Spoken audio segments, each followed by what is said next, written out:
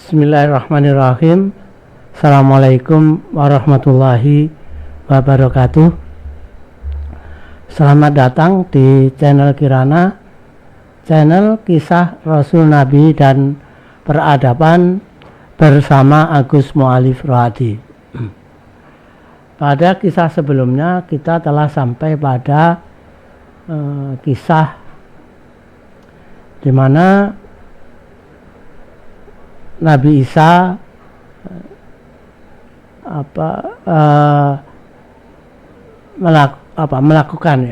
menyelenggarakan jamuan terakhir bagi para muridnya sekaligus sahabatnya.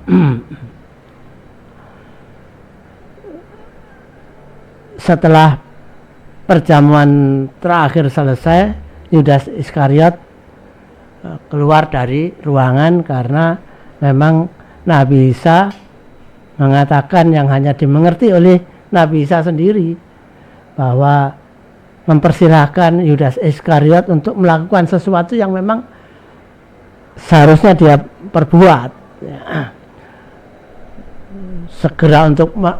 Agar Yudas Iskariot segera melaksanakan.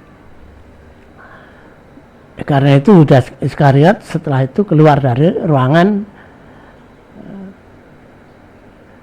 dan kalau kita ke Yerusalem, ya,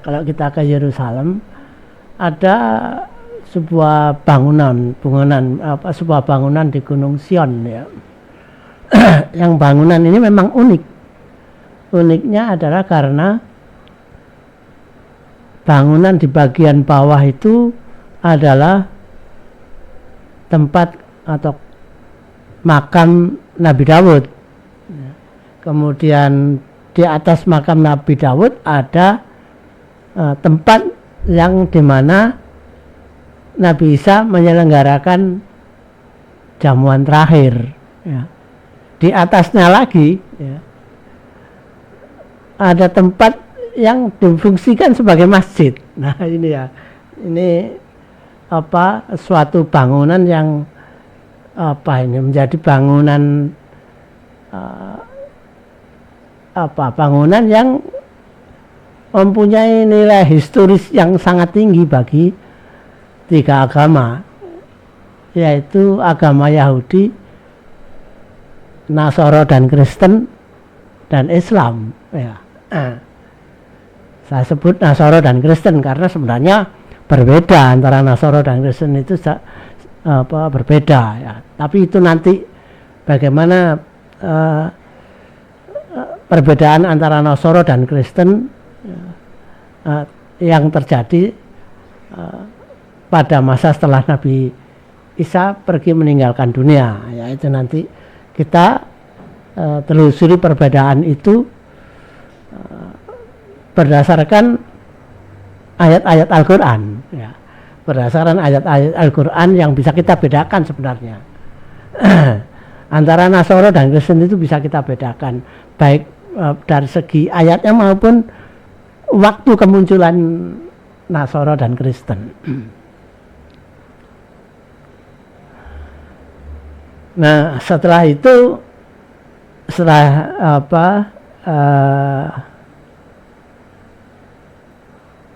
Yudas Iskariot pergi, kemudian Nabi Isa mengajak murid-muridnya pergi ke Bukit Zaitun, berhenti di sebuah rumah di Taman Getsemani, dan kemudian sholat di taman rumah tersebut. Injil Barnabas ayat 214 sampai 217 menginformasikan pada malam itu Yudas telah bersepakat, ya. Jadi pada pasal 214-217 Injil Barnabas menginformasikan bahwa Yudas telah bersepakat dengan para pejabat agama Yahudi atau Sanhedrin ya, majelis agama Yahudi atau Sanhedrin, di mana Yudas akan menyerahkan Yesus dengan imbalan yang besar berupa 30 keping uang emas. Dengan uang segitu Yudas ini menjadi orang yang kaya raya. Sebenarnya menjadi orang yang kaya raya. Harusnya ya. Pejabat agama Sanhedrin dengan tentaranya yang mendapat dukungan tentara ya, dari gubernur Roma dan Herodes Antipas, kemudian mengikuti Yudas, diantar Yudas mendekati posisi Yesus dengan 11 sahabat setianya itu yang di Taman Getsemani itu. Saat itu para Hawariun atau murid Yesus sedang tidur pulas ya. Ketika Nabi Isa mendengar langkah orang banyak mendekati tempatnya, kemudian berusaha membangunkan muridnya, namun tidak berhasil ya. Kemudian Nabi Isa masuk ke dalam rumah ya, disebutkan sampai 3 kali membangunkan itu. Nabi Isa itu sampai 3 kali membangunkan. Pertama kali terbangun ya, yang dibangunkan itu terbangun, tapi tidak kuat menahan kantuk mereka. Sebentar tidur lagi, dibangunkan lagi, tidur lagi. Sebentar dibangunkan lagi, sebentar bangun, tidur lagi. Akhirnya Nabi Isa masuk ke dalam ruangan tersebut, ke dalam bangunan tersebut. Nah, ternyata di dalam bangunan itu telah menunggu 4 malaikat yang diutus Allah. Malaikat itu adalah Jibril, Mikail, Rafael, dan Uriel. 4 malaikat yang menunggu di dalam bangunan tersebut ya.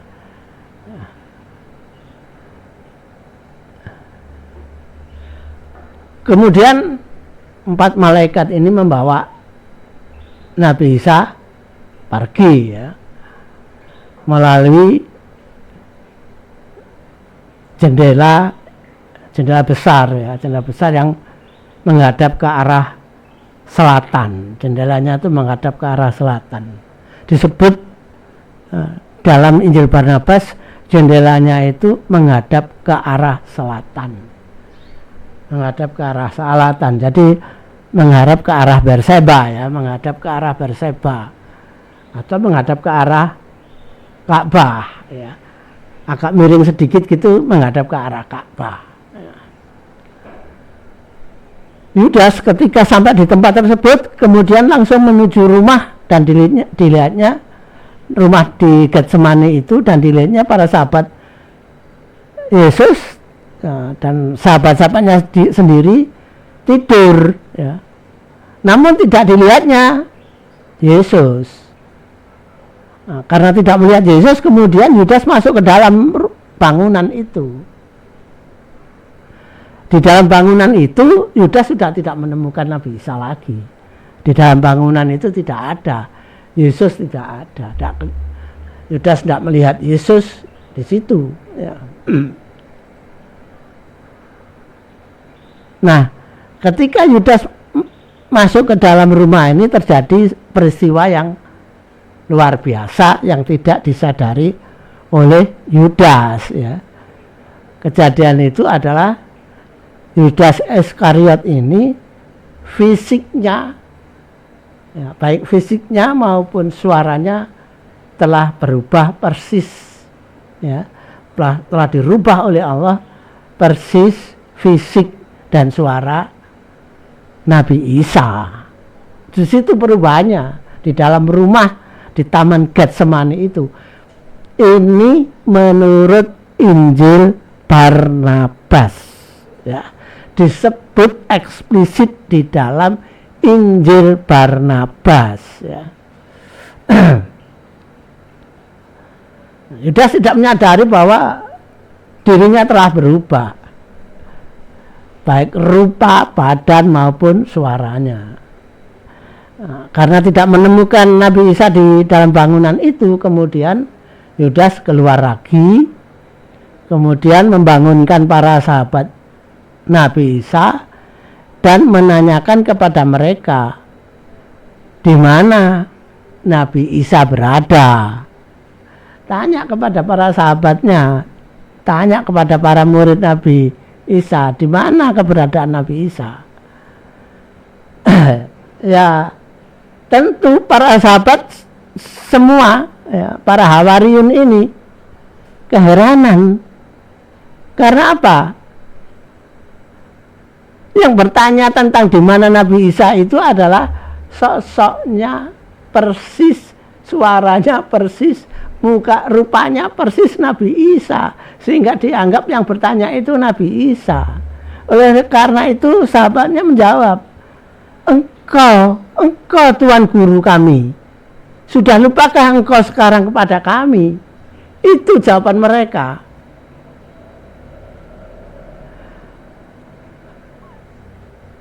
Ya tentu Yudas juga heran kenapa dirinya dianggap Nabi Isa. Ya. Mungkin dianggap apa ini, sedang linglung karena bangun tidur atau bagaimana oleh Yudas, ya, para sahabatnya itu. Karena apa? Menganggap dirinya Nabi Isa. Ya, Yudas tidak mengerti kalau dirinya telah berubah menjadi seperti Nabi Isa. Oleh karena itu Yudas sambil tersenyum menjawab, sekarang kamu menjadi bodoh hingga tidak tahu kepadaku. Aku adalah Yudas Iskariot. Nah, itu jawabannya Yudas. Ya, ini tercantum tuh di Injil Barnabas ini tercantum, ya.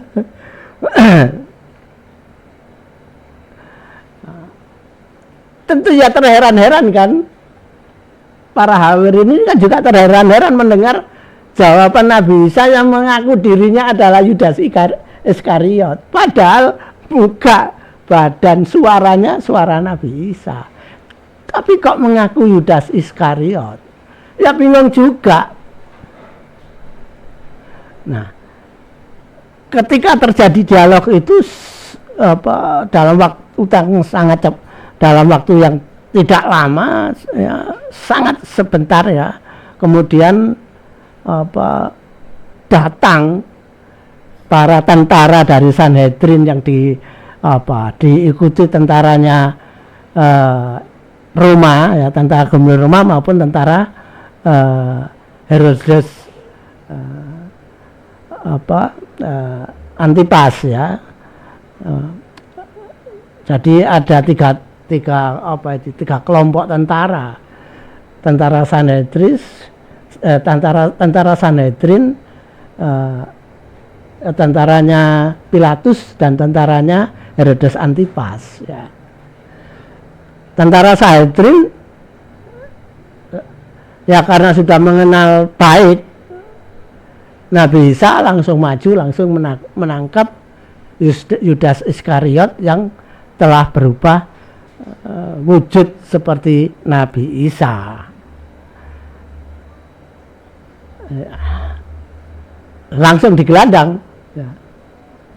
Sosok Yudas yang berubah seperti Nabi Isa itu langsung digelandang oleh tentara Sanhedrin. Ya tentu para sahabat Nabi Isa juga kebingungan menyaksikan peristiwa tersebut. Karena apa? Ya, dalam pandangan dan pendengaran mereka, Nabi Isa mengaku dirinya Yudas Iskariot. Namun setelah sadar bahwa sosok serupa Nabi Isa yang mengaku Yudas Iskariot tersebut telah ditangkap oleh tentara, mereka juga ketakutan. Mereka juga menjadi ketakutan dan kemudian lari berhamburan menghindar dari tempat itu, menghindari kemungkinan terjadinya penangkapan lebih jauh. Jangan-jangan mereka juga ditangkap, ya. Tapi tentara Sanhedrin ternyata hanya menangkap Yudas Iskariot yang telah berubah jadi seperti Nabi Isa itu. Nah, akhirnya seperti yang didoakan dan dimohonkan Nabi Isa agar para sahabatnya diselamatkan, maka 11 sahabat Yesus itu telah lolos dari penangkapan tentara. Jadi tidak ditangkap tentara. Sedangkan Yudas yang ditangkap tentu meronta-ronta kenapa dirinya ditangkap, sedang dirinya telah membantu dan berjasa dalam penangkapan Yesus. Ya. Yudas tidak mengerti bahwa dirinya telah serupa dengan Nabi Isa, sehingga ketika dia berteriak mengapa dirinya ditangkap, kemudian dijawab oleh tentara yang menangkapnya, "Tuan, jangan takut, karena kami datang untuk menjadikan Tuhan kami jadikan Raja Israel dan mengikat engkau karena kami tahu bahwa engkau tak sudi menerima kerajaan itu." Itu jawabannya. Ya. Tentara itu menjawab sambil mengolok-olok, ya, akan mengangkat Nabi Isa sebagai Raja Israel. Ya. Namun juga mengikatnya karena Nabi Isa telah menolak untuk diangkat jadi Raja Israel, menolak jadi Mesias yang diurapi, menolak jadi Kristus, ya.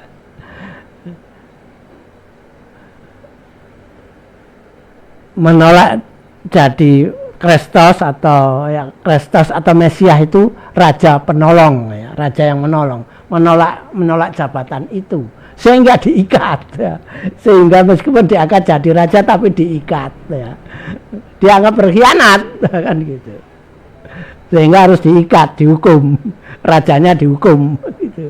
Itu jawaban tentara Sanhedrin, ya.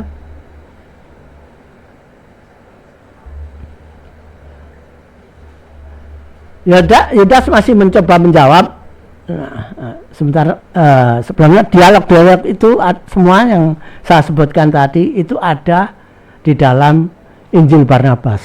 Jadi saya hanya mengutip dialog-dialog itu dari Injil Barnabas.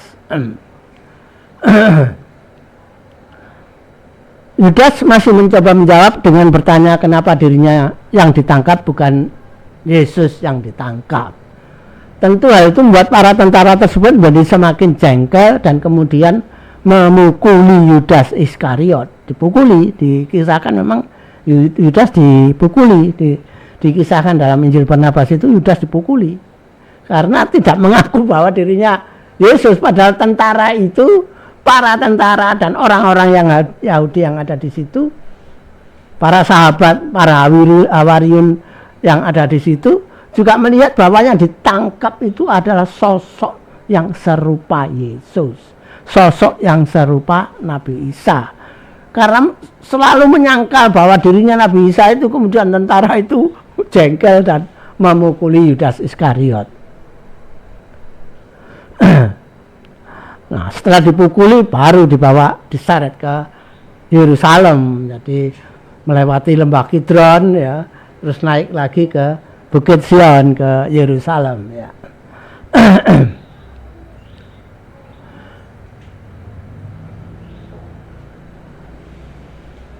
Ketika hari telah pagi, ya, tentara kemudian menghadapkan Yudas Iskariot yang berubah jadi sosok Nabi Isa itu kepada para pejabat agama Sanhedrin, yang setelah itu akan dipertontonkan pada penduduk Yerusalem.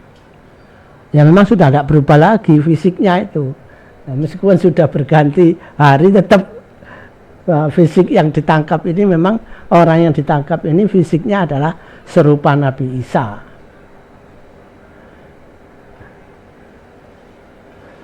Ketika Yudas Iskariot dipertontonkan, semua orang, baik para penduduk, tentara, pemimpin agama, Haikal Sulaiman, dan orang-orang pernah melihat Nabi Isa bersaksi bahwa sosok manusia yang ditangkap itu adalah Nabi Isa. Karena yang dilihat memang Nabi Isa, ya. John dan Peter, ya, yang mengikuti dari kejauhan melihat bahwa para tentara telah menangkap sosok serupa Nabi Isa. Pagi hari setelah penangkapan dan hari-hari berikutnya, mereka dua orang ini selalu mengikuti perkembangan pemeriksaan dan sidang pengadilan Yudas Iskariot yang telah berubah menjadi sosok serupa Nabi Isa itu. Persidangan majelis agama atau Sanhedrin dipimpin oleh imam besarnya, ya. Imam besarnya itu adalah Kayafas. Saya mencoba mengingatkan lagi bahwa Kayafas ini adalah imam yang sebelumnya belum jadi imam besar, ya. Yaitu ketika pada masa Nabi Isa baru lahir berumur 8 hari ke Haikal Sulaiman yang berbicara kepada kaum Yahudi. Nah, yang bertanya itu adalah Kayafas ini yang saat penangkapan sosok seperti Nabi Isa, yaitu Yudas Iskariot itu telah menjadi imam besar, ya. Kayafas inilah yang kemudian memimpin persidangan sidang pengadilan terhadap Yudas Iskariot yang terus berusaha dengan gigih meyakinkan kepada para pejabat agama tersebut bahwa dirinya bukan Yesus tapi Yudas Iskariot yang telah berjanji menyerahkan Yesus orang Nazaret kepada para pejabat agama. Namun usahanya tersebut justru memperoleh caci maki sebagai seorang pemfitnah yang telah murtad. Murtad terhadap apa? Terhadap ajarannya sendiri, terhadap ajaran Nabi Isa. Jadi dianggap fitnah dan murtad, menjadi penipu, berpura-pura gila, dan akhirnya ditertawakan. Oleh karena itu sosok serupa Yesus patut dihukum dengan keras, bahkan patut dihukum mati, ya, karena sudah jelas-jelas sosoknya adalah sosok Nabi Isa, tapi berusaha sekuat tenaga meyakinkan bahwa dirinya bukan Nabi Isa, bahwa dirinya adalah Yudas Iskariot.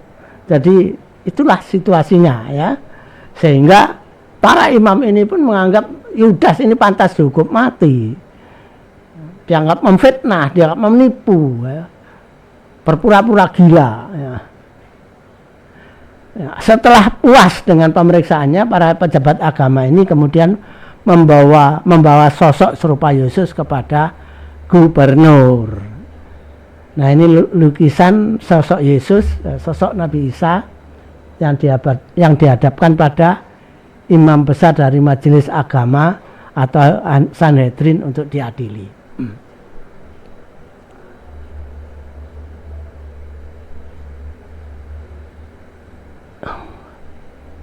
Kepada gubernur, Yudas juga berusaha meyakinkan bahwa dirinya bukanlah Yesus, tetapi Yudas Iskariot. Ya. Ya, tentu gubernur Roma sangat kaget dengan pengakuan dan kegigihan Yudas meyakinkan dirinya bahwa dia bukan Nabi Isa, tapi dia adalah Yudas Iskariot. Nah, gubernur Roma, ya, karena dia bukan orang Yahudi dan mungkin tidak mempunyai rasa benci yang spesifik terhadap Nabi Isa, karena dia bukan orang beragama Yahudi yang tidak pernah membaca kitab-kitab agama Yahudi, menjadi bimbang mendengar keterangan Yudas. Kenapa bimbang? Karena Pilatus, gubernur Roma ini, mengetahui bahwa Nabi Isa itu orang yang hebat, orang yang bermacam-macam mukjizatnya. bermacam-macam mujizatnya telah ditunjukkan oleh Nabi Isa, yang dia sendiri, si Pilatus ini tidak mengerti bagaimana manusia bisa berbuat seperti Nabi Isa, bisa menunjukkan mujizat seperti Nabi Isa. Jadi hatinya lebih independen. Hati karena tidak diwarnai oleh kebencian yang mendalam, sehingga bisa berpikir lebih jernih dari Imam Sanhedrin sendiri, para imam Haikal Sulaiman sendiri. Jangan-jangan benar ini bahwa Yudas berubah jadi sosok Nabi Isa ini karena perbuatan Nabi Isa. Jangan-jangan seperti itu kejadiannya, ya. Pilatus berpikir seperti itu. Wah, ini karena kehebatan sihir Nabi Isa sehingga menjadikan Yudas ini seperti Nabi Isa sendiri, ya. Sebagai cara untuk meloloskan diri dari kepungan tentara Sanhedrin.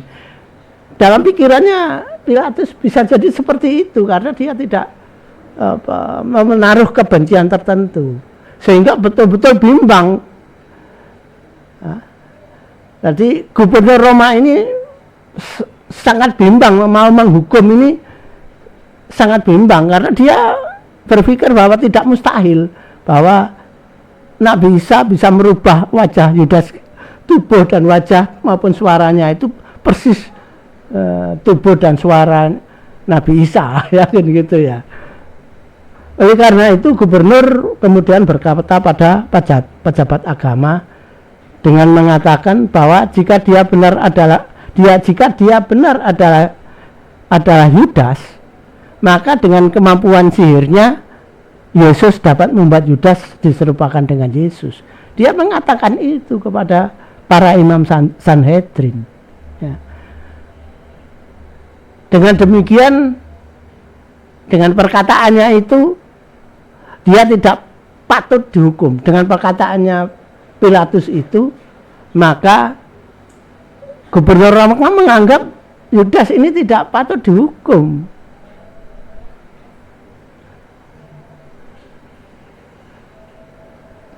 Kalau dia adalah Yudas yang disihir menjadi Nabi Isa, maka Yudas tidak patut dihukum sebagai Nabi Isa karena memang bukan Nabi Isa. Itu perkataannya gubernur Roma. Sebaliknya, ya, dia lanjutkan perkataannya. Jika dia benar adalah Nabi Isa yang sebenarnya, maka Nabi Isa telah menjadi orang gila. Menjadi orang gila karena mengaku sebagai Yudas. Maka Nabi Isa telah menjadi orang gila sehingga tidak patut pula dihukum, apalagi dihukum mati. Orang sudah gila kok dihukum, apalagi dihukum mati. Jadi nggak patut dihukum mati juga kalau betul-betul itu Nabi Isa. Itu membuat bimbang, ya, membuat bimbang gubernur Roma, ya.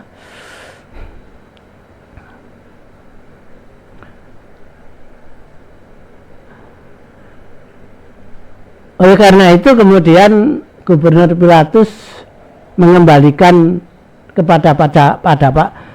mengembalikan Yudas kepada para pejabat agama tersebut, ya. Dengan pengembalian itu sangat mungkin Yudas menyadari bahwa dirinya telah berubah menjadi serupa Yesus.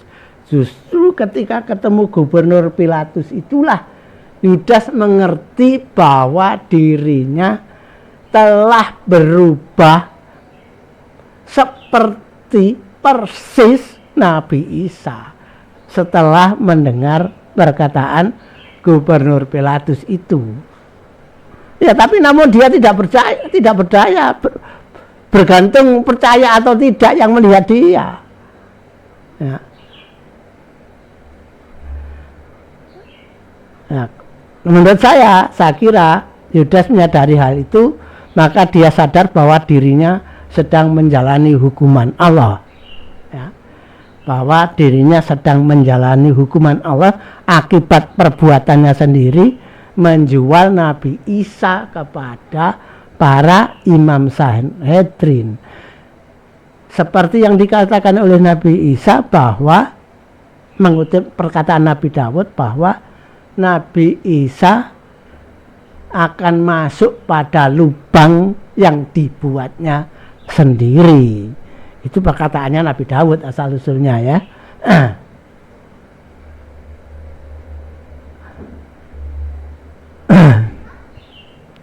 Perkataan gubernur membuat para pejabat agama protes keras terhadap gubernur.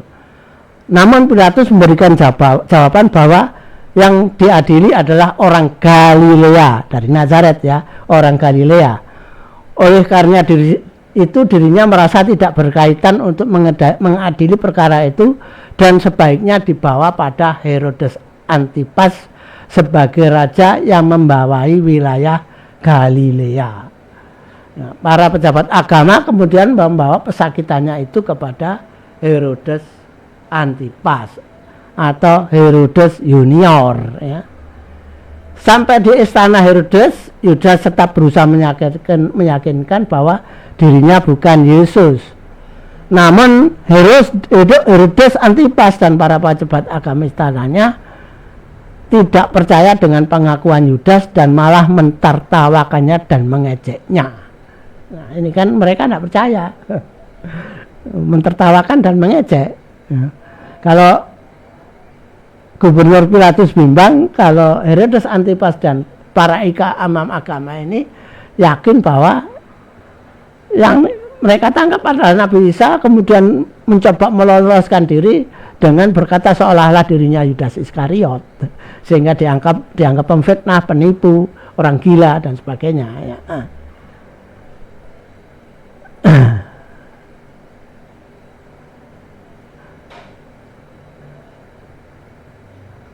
Namun demikian Herodes juga tidak segera dapat menetapkan hukuman kepada sosok Yesus karena merasa ragu atas apa yang disaksikannya. Ya ada ragunya meskipun mentertawakan dan mengejek ya. Meskipun tetap lebih besar percaya daripada ragunya. Tapi tidak segera menghukum yang menunjukkan bahwa ada rasa sedikit ragu-ragu ya. Herodes Antipas betul-betul ingin meyakini bahwa sosok tersebut adalah Yesus, sehingga dia berharap melihat Yesus menunjukkan mukjizatnya. Jadi Herodes Antipas ini justru berbuat sesuatu yang berharap dengan perbuatannya itu menyakiti, mengejek dan sebagainya, berharap Nabi Isa ini menunjukkan mukjizatnya. Bahwa memang bukan Nabi Isa ya, yang dihadapi adalah Yudas. Akhirnya kan memang ya mana mungkin Yudas Iskariot bisa menunjukkan mukjizat. Hal itu membuat Herodes Antipas merasa semakin ragu apakah yang dihadapkan kepadanya adalah Yesus.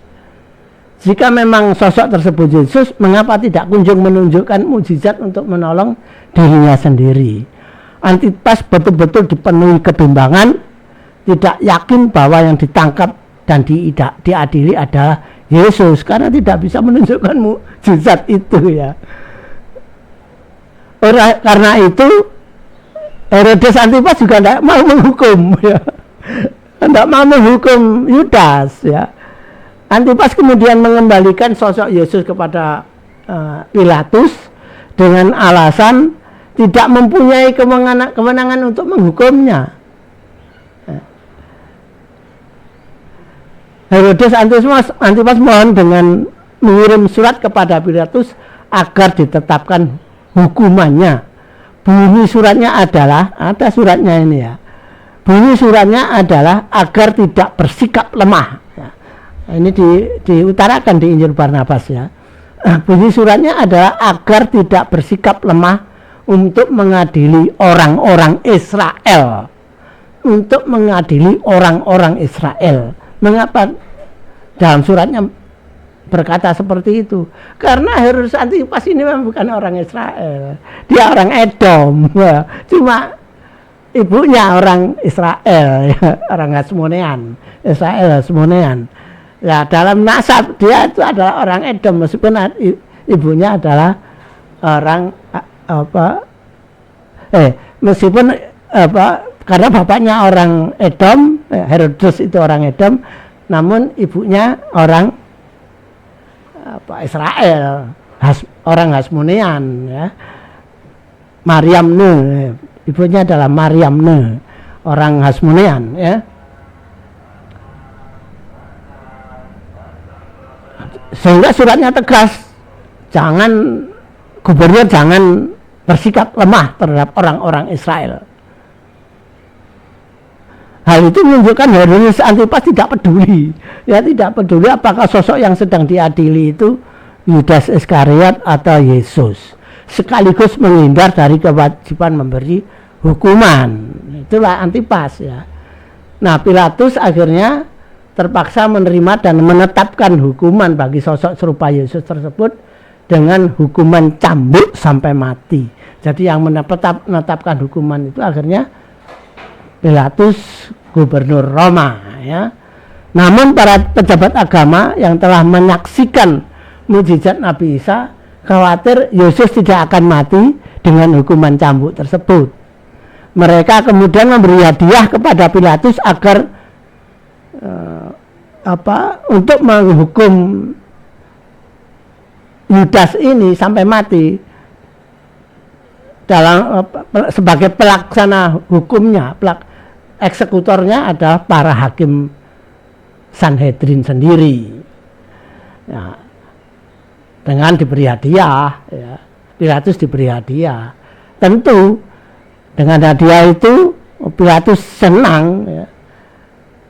Karena sebenarnya dirinya kan awalnya memang merasa enggan dan ragu menghukum sosok serupa Yesus, ya. Oleh karena itu dengan hadiah itu ya justru senang, ya, dan kemudian langsung diserahkan kepada para pejabat Sanhedrin, ya. Nah, itulah kisah pengadilan atas Yudas Iskariot yang sosoknya dan suaranya telah dirubah Allah persis, ya, menyerupai sosok Nabi Isa. Nah, untuk kali ini cukup sekian dulu, ya. Mudah-mudahan memberikan manfaat, menambah pengetahuan kita tentang kisah Nabi Isa, ya. Demikian, mudah-mudahan bermanfaat dan berguna. Billahi taufiq wal hidayah. Wassalamualaikum warahmatullahi wabarakatuh.